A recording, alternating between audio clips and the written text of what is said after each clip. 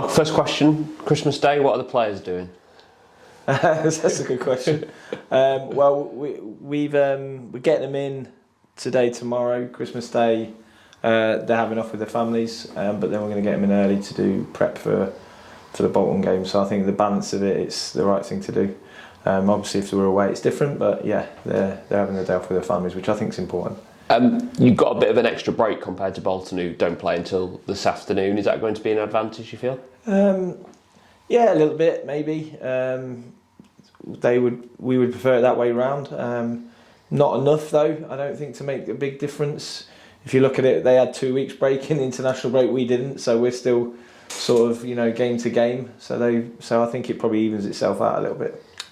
Bolton are a team that have certainly been impressing this year, and two of their strengths are really pace and power, which is what you've talked about. Are they a blueprint of where you'd like to go see your team go in the future?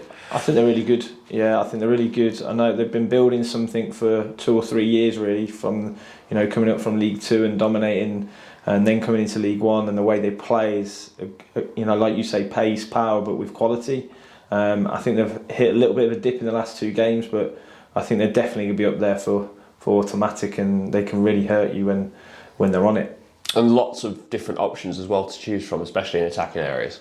For Bolton? Yeah, they have lots. They probably have the luxury we don't have at the moment. They have definitely big options, strong options. They can change to 1-9 or 2 9s, which they like, or forwards that can score goals. So they're a real handful up top. So we've got to be on it as a defending team in that game for sure. And the fact you've got the Saturday afternoon off, is it going to be strange sitting back and watching the other results come in and having no... We're all out watching. So we'll watch all the results coming in, but we're all actually finishing training today. I'm getting off to a game because I want to watch some opposition, and so is Tom Shaw, so is Scott Fry. But actually it's a good opportunity to watch some games live of opposition. So yeah, as much as we want to have an extra time for Christmas, it's actually still all hands to the pump to get another eye on all the different opposition we've got coming up. And talk to us about that when you go to a game as a coach or a manager, how you watch it and how you watch it differently to what I would as a supporter on a Saturday. Yeah, I think that's one of the challenges we have with you can watch the game as a fan or you can watch the game as a coach, and it's very different sometimes. Our lads are working really hard at the minute. The data is telling us, but sometimes they look like they're not. But actually they are working hard. But yeah, sometimes when you watch it, I love watching football as a fan. I do love watching football as a fan, and I get into the emotion of the game. If I'm watching on TV but actually, when you go to watch opposition, you're working out their structure, you're working out their threats.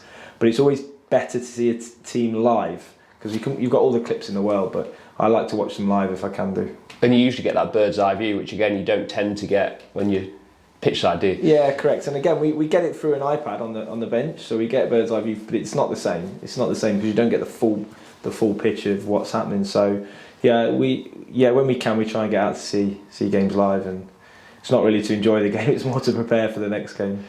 Injuries? Anybody picked up anything from the defeat? No, I think we're okay at the minute. We might have a little knock, but I think it's nothing serious. But we'll see. A few players are stiff and sore, which is natural. And again, going through the Christmas period of so many games in a short amount of time, you're going to get that. So we've got to manage the squad, and we've got good options if we need to. But I think we're okay at the moment. And I guess because of that, there's not too much work you can do on the training pitch at the moment because it's so condensed. No, we can't. We're struggling to do anything really. It's just recovering them and getting them match prepped and game to game. But it's felt a little bit like that since I've come in, to be honest. I think I've had something like 2 or 3 sessions which have been my tactical sessions. The rest have been recovering or preparing. So it's weird actually how, not weird, it's brilliant how there's game to game. But trying to get real tactical information into them can be a bit of a challenge because of the amount of games. And just finally, Jack Moylan has been with you now for a few weeks. How's he getting on? Really good. Yeah, he's a really, really nice kid. It's not a kid, you're a young man. Great energy, great desire to do well. Been training really well. Started off, needed to get to the intensity and the pace of training from where he's come from, but he's kicking on. But again, it's he's young. He's going to have to get used to the level. Training with us has been a challenge, but he's moving on. And let's see how we can add to the squad in January, hopefully. And is he going to be good to go from January the 1st, or are you going to have to be careful with him? He'll be in selection. Yeah, which he's had a couple of games with the 21s and friendlies and scored some goals. He's been in and around the group, but he will be for selection if you like. I don't think we can expect too much of him too soon. But again, he's one of those that will be a slow burner, but definitely in and around it.